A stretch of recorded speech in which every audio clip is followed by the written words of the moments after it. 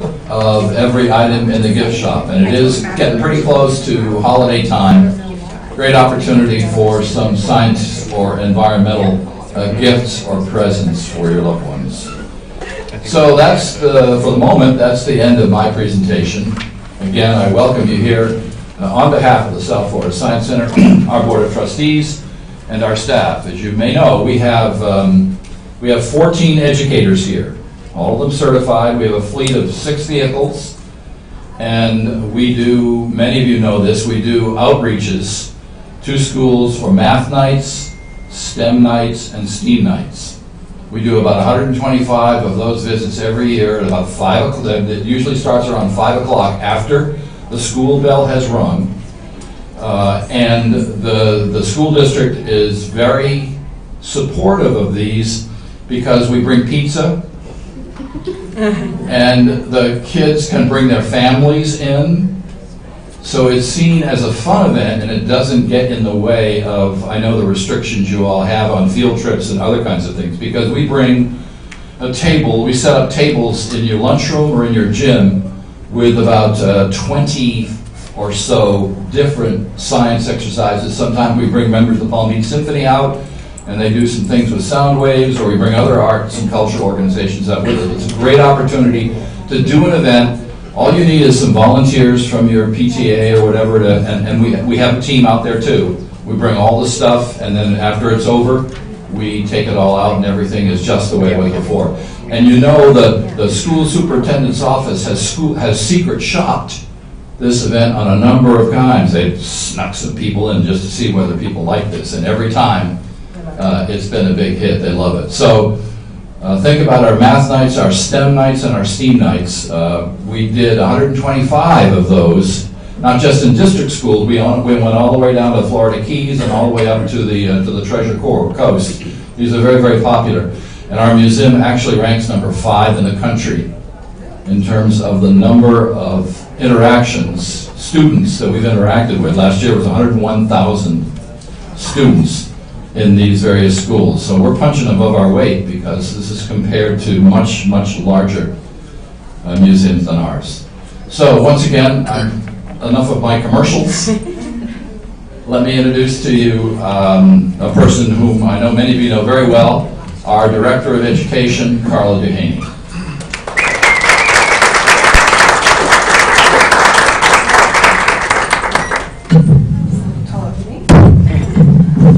Okay, our speaker today is former astronaut Bob Crippen. Bob was the pilot of the first space shuttle flight in April 1981 and went on to command 3 other space shuttle missions. He has logged more than 565 hours in space and orbited the Earth 374 times. After graduating from the University of Texas, Bob spent 30 years in the United States Navy. He was an attack pilot aboard the USS Independence and then became a flight inspector at the Edwards Air Force Base in California. In 1969, he was selected as a NASA astronaut and was on the support crew for the Skylab 2, 3, and 4 missions and the Apollo-Soyuz test project. Bob became the director of the Space Shuttle program at NASA headquarters in Washington, D.C., and then the director of the Kennedy Space Center in Florida. He entered the private sector as vice president at Lockheed Martin in Orlando, then served as president of the Thiokol Propulsion Company in Utah. Captain Crippen has received numerous awards, including the Distinguished Flying Cross from the U.S. Navy, the Defense Superior Service Medal, the Federal Aviation Administration Award for Distinguished Service, the Goddard Memorial Trophy, the National Geographic Society Hubbard Medal, the Aviation Hall of Fame Award, the American Legion Distinguished Service Medal, and all these are leadership and service medals from NASA.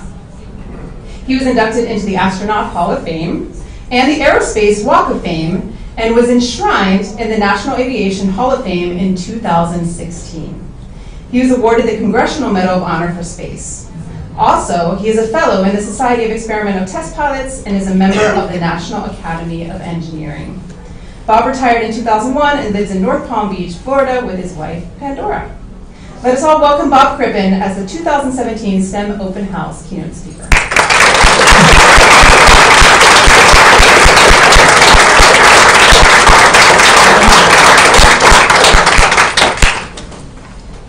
very much for that warm welcome. Let's see if I can get this loose. Does that still work? Yeah, it does. Well, thank you. As you can tell from that intro, I'm older than dirt because I've been around a long time. But one of the things I would like to say is I'm very pleased to have all of you whose time is very valuable come out and participate in this STEM event. STEM is an extremely important subjects that we need to be studying for this country's economic as well as its military security. Sometimes some other countries are doing better than we are, but we don't do bad. I mean, this last astronaut selection, when the astronaut program is a little bit, I would say, it doesn't have a real good focus right at this point. This last selection, they had over 18,000 people apply for a dozen positions. And they were a lot of highly qualified people. And I'm just glad I didn't have to participate to get on board with them. It was a lot different when I got into NASA. As Lou indicated, I am a strong supporter of the Science Center, mainly because some kids look at subjects related to STEM as being a little bit difficult. And if you can make those fun, you can get them interested in it. And that's what you really need to do and get them interested in. I'm sure all of you out here know that. And incidentally, I have to say that I have a daughter and a granddaughter who are teachers back in Texas, but they do focus on the STEM subjects. I joined the astronaut office, as was indicated in the intro, in 1969 during the time when we were landing on the moon. I was a junior guy, so I didn't get to land on the moon, but I got to do a lot of other exciting things, as was indicated in the intro. But one of the things I was really doing was engineering work. I got to help in the development of Skylab, which was our first space station. I got to help, I got interested in being a soldier of the Cold War. I had an opportunity to go over to Russia when we did a joint mission, a docking mission with them in 1975.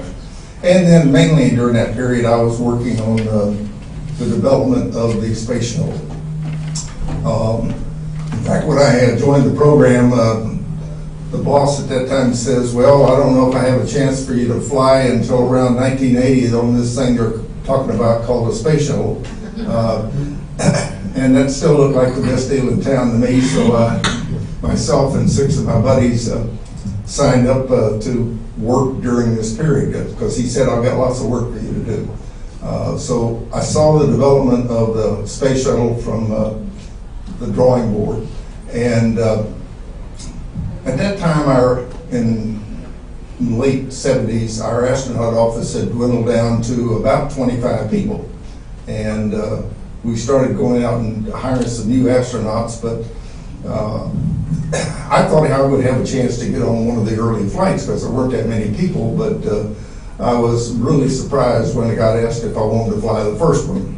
I thought that that would be a sign to a couple of guys that had flown previously, because the ship on its initial configuration, you could only put 2 people on board, and I'll go into that a little bit later. And John Young, who was our most experienced astronaut, I figured we'd get the first one, and then we'd get one of the other guys that had flown.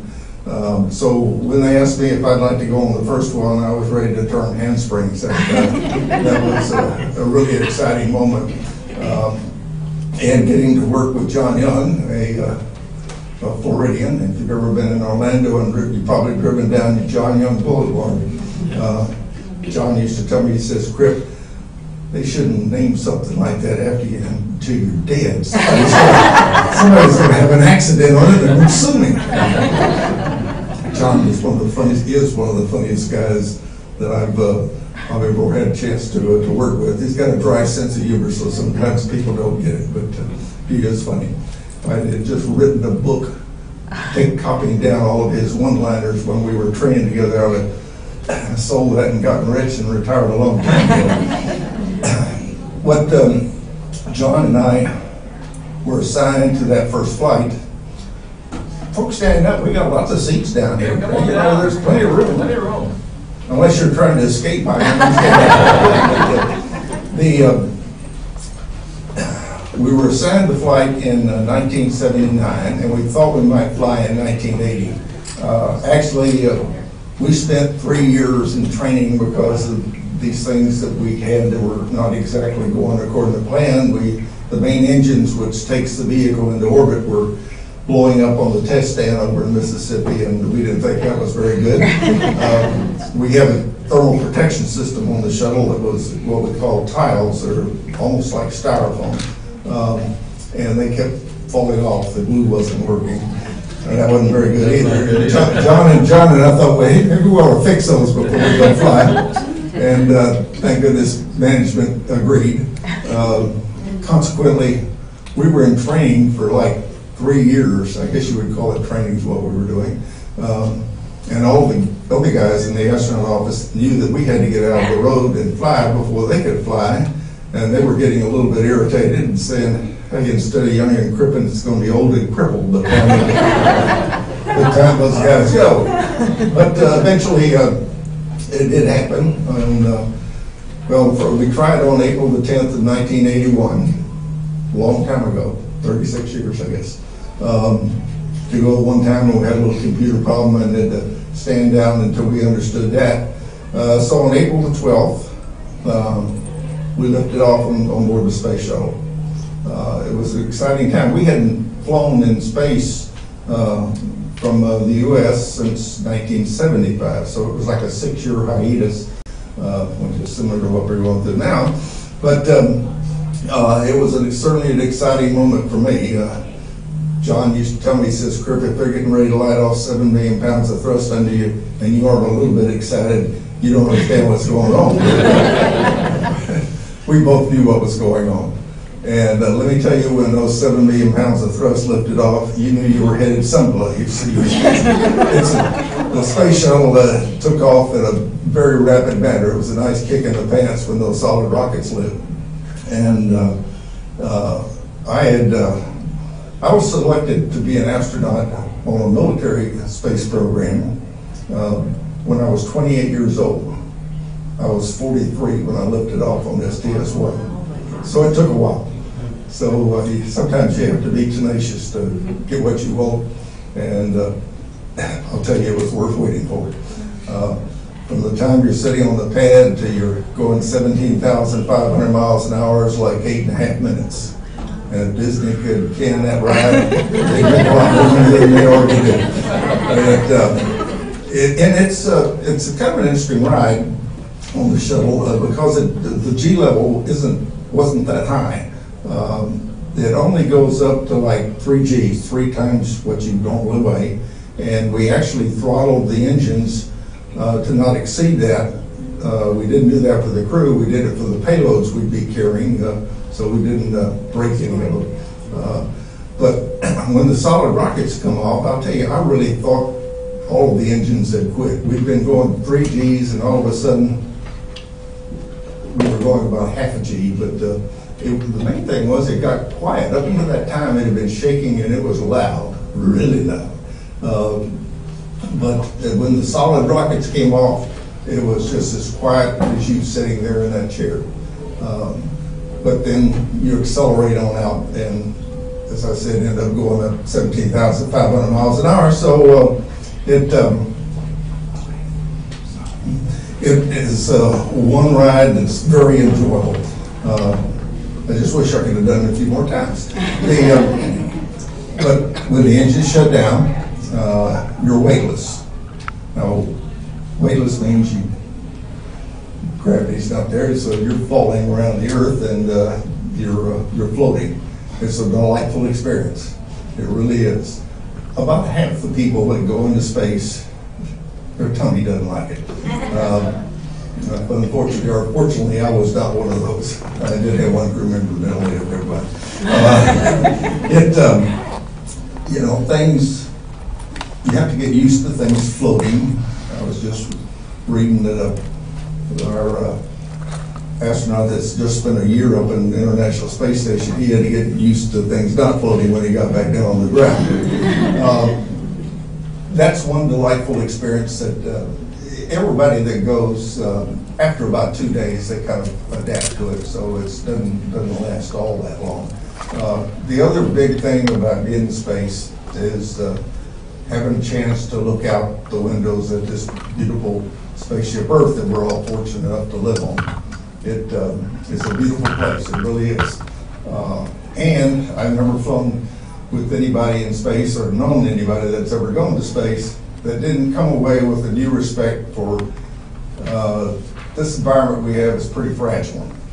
Now, I'm not a tree hunter, but I believe that we ought to try to take care of the place. If you look out at the horizon when you're in space, it's a really thin line wrapped around the Earth, and that's our atmosphere.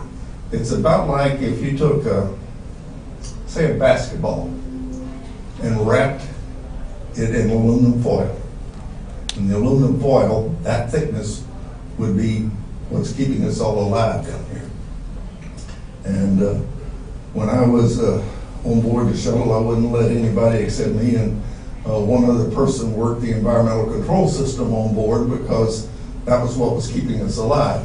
So down here we've got everybody mucking with the control system and nobody knows what's going on. I was fortunate to fly on that first flight, which was strictly a test flight. All we wanted to do was to make sure we could get the vehicle up, test out the systems, and bring it back down and land in California, which that took about 2.5 days, and it was exciting for me all the way around. We were primarily making sure that the shuttle could deploy a payload flights that had been launched unmanned to study the sun's maximum phase with all the solar bursts going on. And some gyroscopes that keep it stable had failed, and they wanted us to go up, rendezvous with it, catch it, and repair it.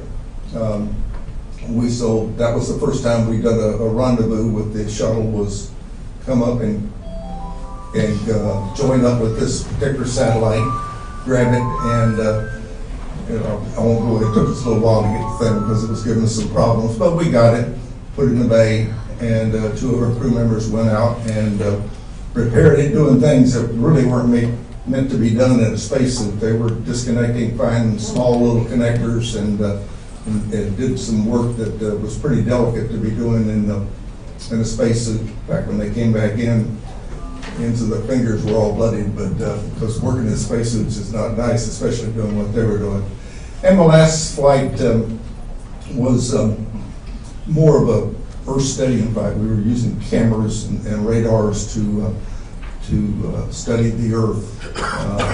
That was Sally flew with me on that flight also. That was her second and last flight, unfortunately. And that flight also got some notoriety because we did a spacewalk. And that was the first time we had an American woman do a spacewalk. Kathy Sullivan did that. Kathy is a very smart lady. She just recently retired as the director of NOAA. So I was going to fly a 5th flight. I was going to command the first flight out of the West Coast at Vandenberg Air Force Base, where we were going to do military missions. We launched here out of the Kennedy Space Center. We launched essentially due east to take advantage of the Earth's rotation, which gives you some initial speed, and you don't have to fly over any land when you drop those solid rockets and your external tank and so forth. The military, they want to get better coverage of the Earth. So you'll launch out of California. There's a place just north of Los Angeles at the Vandenberg Air Force Base where you essentially launch due south and fly over the poles. So you're going over the South and North Pole, and you get to see the entire Earth in great detail. And of course, that was what those missions were all about. Unfortunately, we then lost the Challenger in 1986, January 28th. I lost some very good friends on that. And at that time, the Air Force decided hey, maybe we don't want to fly on the space shuttle. So that mission was canceled, and I got rooted off into management to try to get the thing back flying again, flying safely.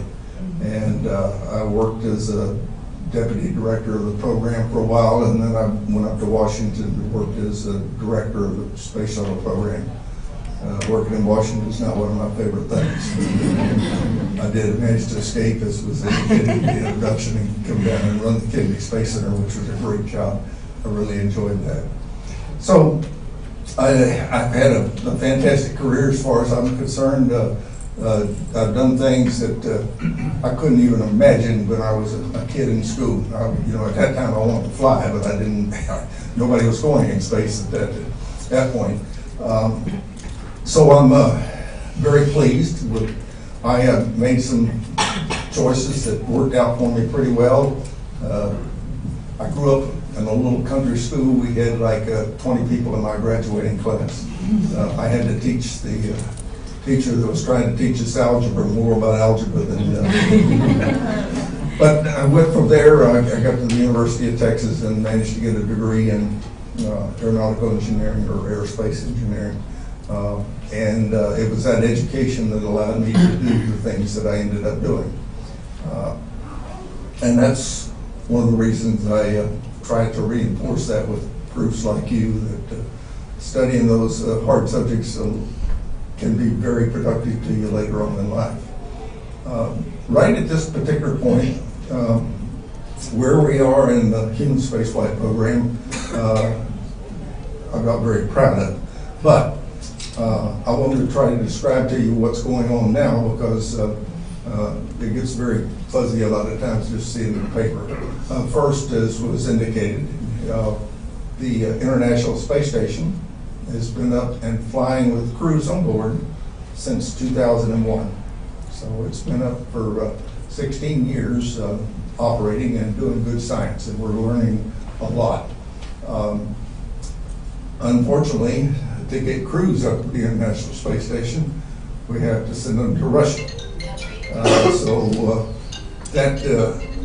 The Russians have got a good, reliable program, but for a guy that grew up in the Cold War, that's doesn't sound that with me. Anyway, and we have developed the capability to take supplies up to the International Space Station with some vehicles launched here in the United States. SpaceX, which you've probably all heard of. In fact, they got a launch coming up next month going up there. They have a capsule they call Dragon. It goes up and rendezvous and docks with the International Space Station and gets crews, supplies. In fact, the Dragon can also return things down, and they can pick them up out in the ocean. Another company called Orbital ATK also launches. They launch up from Wallops Island in Virginia, and they have a capsule that goes up and takes up supplies. So we got those two ways of getting supplies up right now, and there are a couple other companies working to add on to that. We're also trying to be able to launch crews again, and SpaceX is one of the companies that's trying to do that, and the other is Boeing. Both of those companies hope to be able to launch crews into space starting around, I keep slipping, but somewhere like 2019, I think, is what they'll probably be able to do. And in the meantime, we still have to use the Russians. But in addition to that work with the International Space Station, the decision was made some time ago that we ought to be able to get out of what we call low Earth orbit, which is what the station is doing. We ought to be able to go back out into the vicinity of the moon and even further. And so NASA has a company building a large rocket that didn't give it a very sexy name. It's called a Space Launch System. But it's going to be bigger than the Saturn V rocket that we used to go to the moon with. And we're also have another company, Lockheed Martin, building a capsule that's similar to what we used to go to the moon, only somewhat larger, carries a crew of 4. And we hope to be able to launch that, the Space Launch System, there are SLS, in the around 2019 as well. And it looks like, though, that the first time we'll put a crew, which would go out and go around the moon, like we did on Apollo 8, would be around 2021. So those are going on right now. We've had a problem with what are we going to do with those during this last administration. I think we're going to end up with where we're at now, currently, and landing people back on the moon, where we go to prove that we can live and work up there, as opposed to do a couple of day mission like we did back in the Apollo program. Eventually, we'll get to Mars. I don't think I'll ever live to see that, but eventually we will. And you know, I know that we'll get back to the moon one day. Well, I know we'll get back to Mars. I can't exactly tell you when, but I do know that one of the primary drivers that will make it happen are teachers. You are bringing up the generations that are going to make that possible, and your inspiration to attending events like you're doing right now is what's going to enable you to be able to do that. Well, thank you very much for coming out and listening to me, and I will try to answer a few questions if don't make them too hard. I know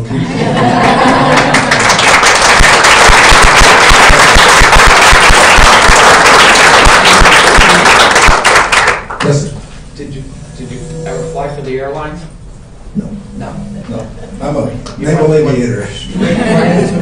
I went out and flew off aircraft carriers.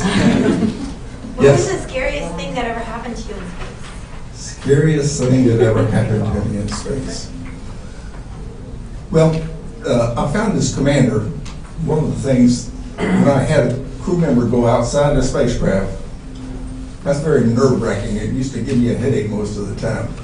But on that third mission, we gave one of my crew members, Pinky Nelson, a backpack, a maneuvering unit, and he flew around 300 feet away from the shuttle and was trying to dock with this little device he had to that Solar Max satellite.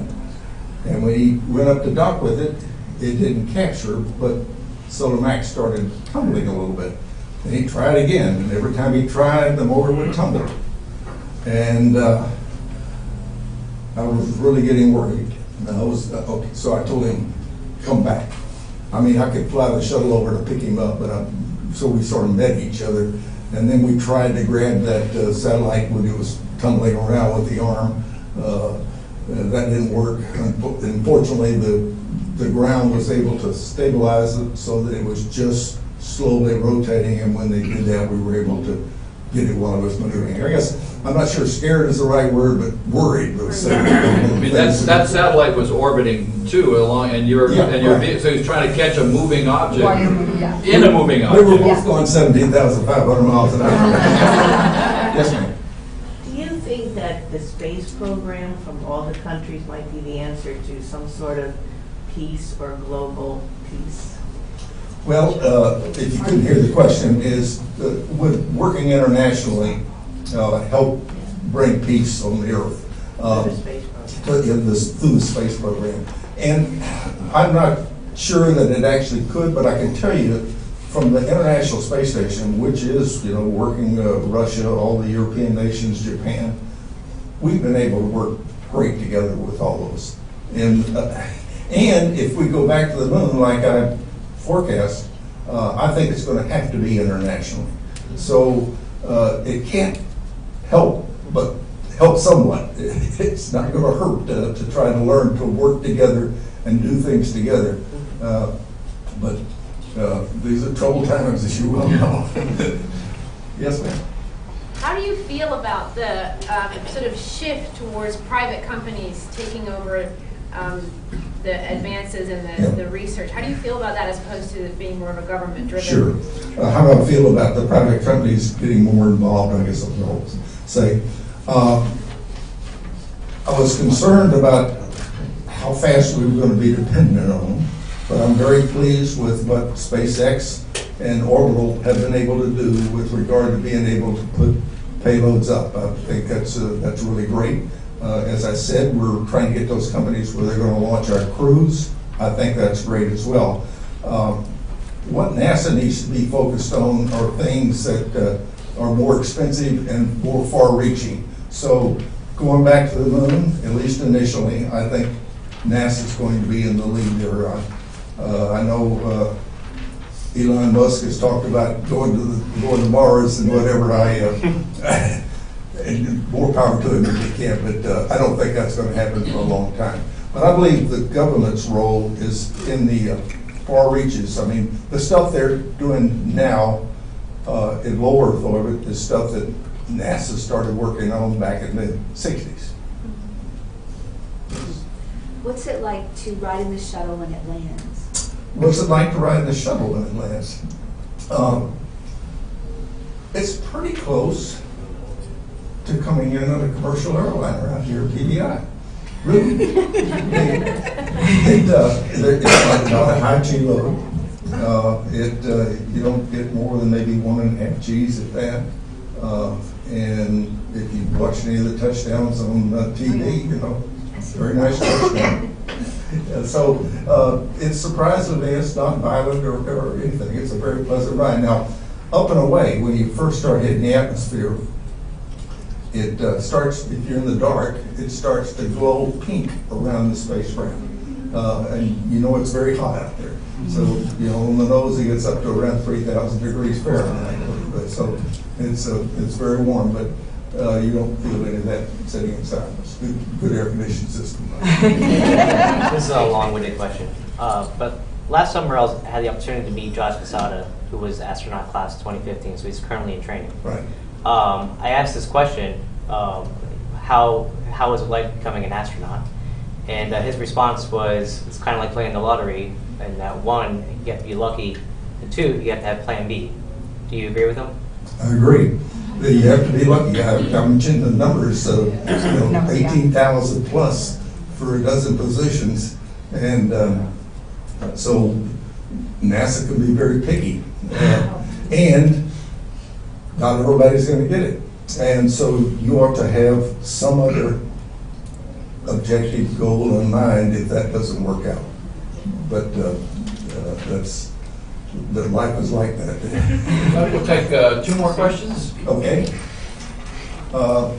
She's got her hand up. I think we'll Okay. What kind and how long, is the physical training before you take off on the shuttle? How long is the physical training? What do you have to do? Surprisingly enough, NASA still doesn't have a physical program. They've got a gym available to us, and you can go do what you think is right. So you really don't have to So do anything? you don't have to go through any kind of strenuous program at all. You'll see that in the astronautic, in the exhibit. You'll see the physical facilities that are on the International Space Station. And now, when you're up there. when you're flying, if you want to keep your body in shape, you need to do lots of exercises that stress the skeletal system and keep your heart rate up. And you guys and gals are doing at least a couple hours of those kind of exercises while they're on orbit. But they don't have to do that. They initially go. One more question? One more question. I was going to ask a similar question about, what was the most strenuous part of your training? Either mentally or physically. I know you were obviously a military pilot, and thank you for your service and all that too. But I can't be that easy. There were challenges, but probably the thing that some people might consider tough, but I always thought it was fun, is we go through a lot of simulations and simulators where we have people sitting there throwing malfunctions at you that you are trying to resolve, and if you don't resolve them right, you die. It's a simulator, so it isn't all that stressful, but there were times we went through some pretty exciting sims, but there was all, certainly in retrospect, a heck of a lot of fun. It's been a lot of fun here talking to you. Thank you very much. Let me just say,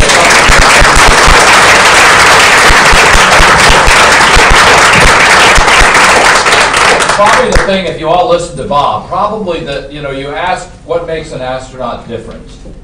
And something that Bob said sort of struck me. When he said, I had the chance to fly and go 17,600 miles an hour, I turned cartwheels. How many of you would do that if you had that opportunity? Not all of us, I'm sure. Listen, Population's about 50. I do want to make one presentation. I hope you'll be here. Bob has been really one of our great supporters over the years at the Science Center. Bob and his wife, Pandora. And so, since he's here before a group of people, I do want to present him with this Science Center crystal that says, with grateful appreciation for providing the leadership model which inspires growth and success. And then a quote, I slept and dreamt that life was joy. I awoke and saw that life was service. I acted and beheld. Service was joy. Thank you very much, guys.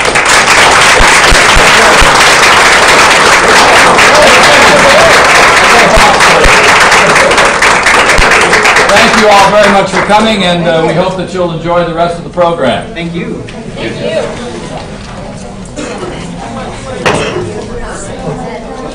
Great job. That was terrific. Thank you. I was a kid and still there. Like, I got to stay home on that Friday attempt, and then you guys did take off on Friday.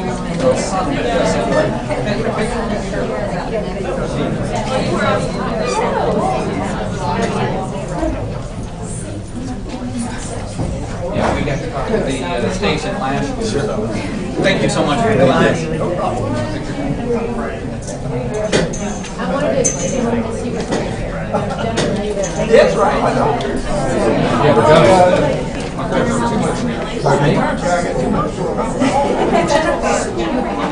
Isn't it? Yeah, that's what it's all about. Well, there's some that are over at the zoo, and some are still kind of circulating. Yes.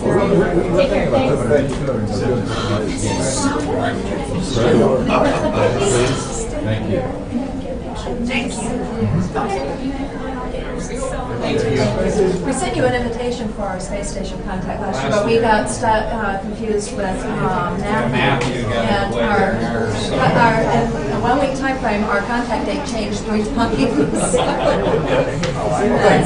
Thank you for everything you've done. You saw Carla here? I know that. Brand ATK, I know Errol just had it.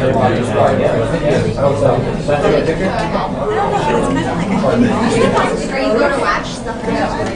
Oh, that's okay. That's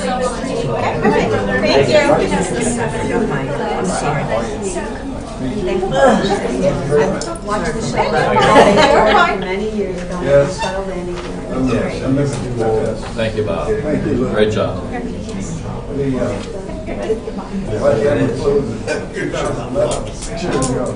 Thank you all for coming. Glad you guys are here. Thank you. From My Country Safari. It was a pleasure to meet you. I've got Sarah and Jennifer's going to take our picture. Okay. Is this your pen? Jump in. Okay. Jump in. 1, 2, 3. Wonderful. Thank you so much. No, we lost about 200 trees, but you wouldn't even know it. So we're good. Oh, this man needs laptop. Looks like he's working here. What are you working on tonight on transmission. Great to meet you. HIV viruses. There you go. Someone thanks you, Sarah. Thank you. Thank you, Captain. I appreciate it. Did you mind? Yes, but do I have to do? My kids are obsessed with the idea of going to Mars. And I'm like, look, I met an astronaut. They'll be Sound pretty. 1, 2, 3. I think I got it. There we go. I got it. Do you want me to do the second one? Sure. Okay, just in case. I'm a little bit of a Luddite. Thank you very much. It was nice to meet you. So excited. Thank you for coming. Thank you so much.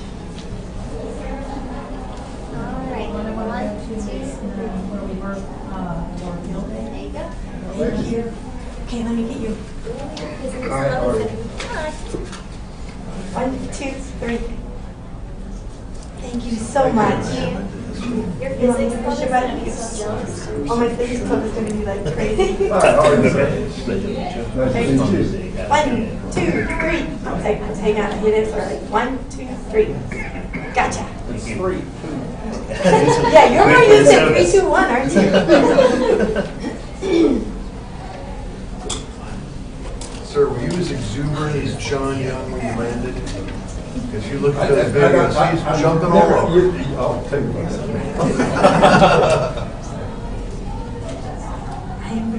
that. He had calmed down every time he got out of the cockpit. He should have seen him inside.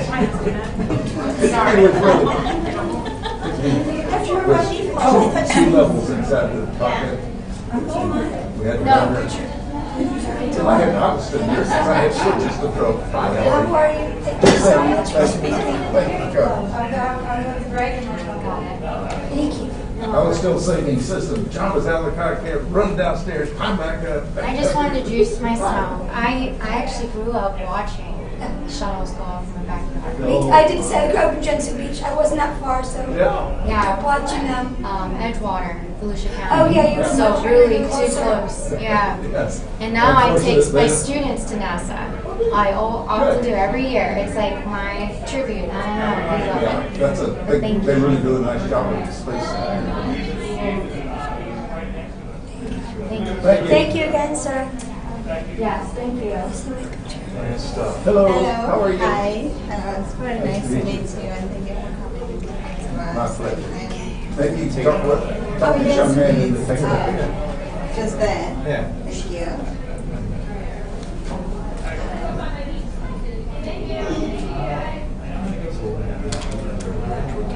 Thank you so much again. Thank you. Very nice to meet you. Of course. My pleasure. Hi. How are you? Nice to meet you. I think they should do it. Awesome. Thank you again. Thank you for coming. Yeah. You mind if I grab one picture with you? Dean just finished his 1500th hour in Texas flying pipelines, getting ready for the airlines. That's all he thinks about. All right, thank you so much, sir. What's your line? They're owned by American Airlines. I got one question. You're a fighter pilot. Well, I'm thinking about joining the reserves or something like that. How did it actually feel to take control of the shuttle? At what point do you take control of it physically? And how did it feel? We tried in different ways, but essentially what they honed in on is you set up for a high key approach at around 50,000 feet. And that's about when you go subsonic. So as soon as you go to Mach 1, overhead the field, which when you go over. And, the shuttle's a 5-wire system. Some of the airless uses kind of like, we have a control stick that's not a side stick, but it's in the middle. And it's very slick. I mean, it's a nice flying machine and it responds very, just like, well, we tuned that system to make it fly like we like. So, it's a nice flying machine. It's not violent. And the only difference was you knew you only had one chance. And we practiced. We had modified a Gulfstream to simulate the way the shuttle flies. It did a pretty good job. We used a model follower system on it, and it simulated like it was flying like a shuttle. We reversed the thrusters in flight to get the drag we needed. And both John and I had like 1,600 approaches in that airplane before we ever went out. So you had it just down. We were pretty confident. Yeah. Not that big, but it did well. Thank you.